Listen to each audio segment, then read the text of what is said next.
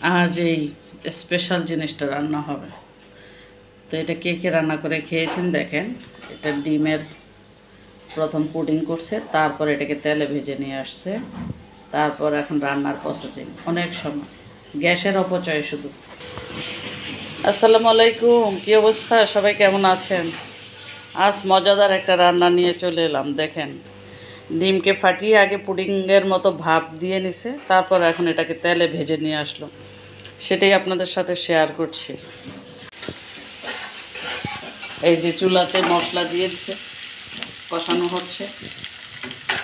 ওই যে ব্লেন্ডারের জগে tomato blend করে নিছে, তারপর ওই যে শিলপাটাতে বেটে নিচ্ছে জিরা, গরম মশলা, পেঁয়াজ, আদা অল্প একটু এই রান্নার জন্য। লবণ ছাড়া রাজার বাড়ির ঘিও মাটি, সেই লবণ সবার আগে দিয়ে দিল। অনেক সময় নিয়ে এই রান্নাটা আসলে করতে হয়। কষ্টের বিষয় হলো আমাদের গ্যাস কার্ডের। এত প্রসেসিং করে রান্না করতে গেলে মাসে 3,000 টাকার গ্যাসও আমাদের হয় না। মাঝে মাঝে অনেক বিপদে পড়ে যেতে হয়, হুট করে গ্যাস চলে যায়। অনেক কিছু লাগে না এটা রান্না করতে, আহামারি।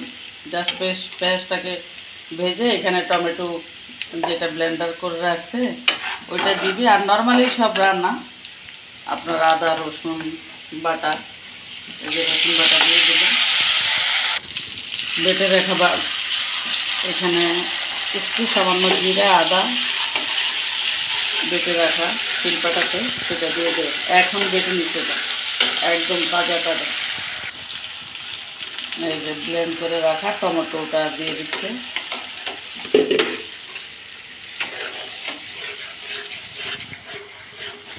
এটার মধ্যেই কোনো পানির প্রয়োজন হবে না। এখন ফুল এই টমেটোটাতে কষানো হয়ে যাবে মশলাটা।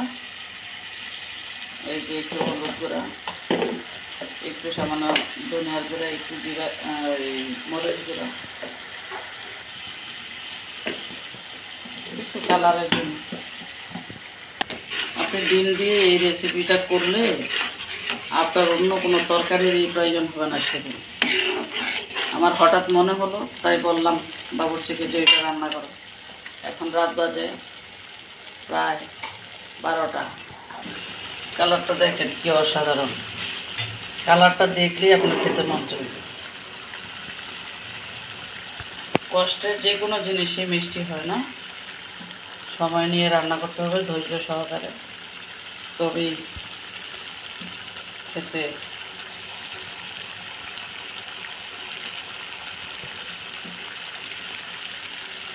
ভালো লাগবে। রান্নাটাও সুস্বাদু হবে, আপনি খেয়েও দিতে পারেন। একটা একটা এখন ঝোলের মধ্যে দিয়ে দিচ্ছি। দেখেন গ্রেভিটা কত সুন্দর, কালারটা এবং কতটা ঘন।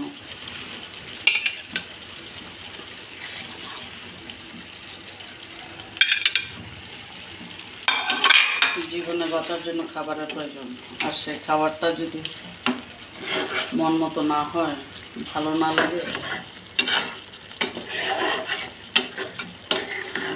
রুচি চেঞ্জের জন্য একটু মাঝে মাঝে চেঞ্জ করা। তো এইভাবে একটু যেন গ্রেভিটা ওই পিঠে ঢুকে উল্টে দেওয়া, উল্টিয়ে দিচ্ছে। তারপর 2-3 মিনিট ঢাকনা দিয়ে ঢেকে রেখে বাস।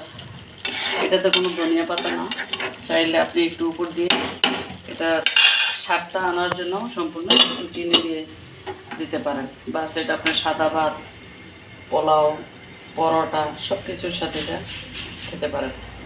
যে এই হলো আমাদের রান্নার ফাইনাল লুক। এই যে তেল একদম উপরে চলে আসছে, দেখছেন?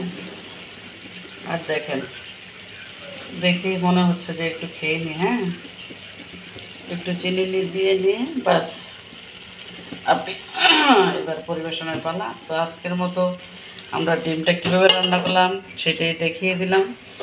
আজকের এই স্পেশাল খাবার। তো বিদায় নিয়ে নিচ্ছি। ডিমের রেসিপি ভালো লাগলে অবশ্যই কমেন্ট করে জানাবেন। ভালো লাগলে পেজটি ফলো করে লাইক কমেন্ট করে সাথে থাকবেন। আল্লাহ হাফেজ, আসসালামু আলাইকুম।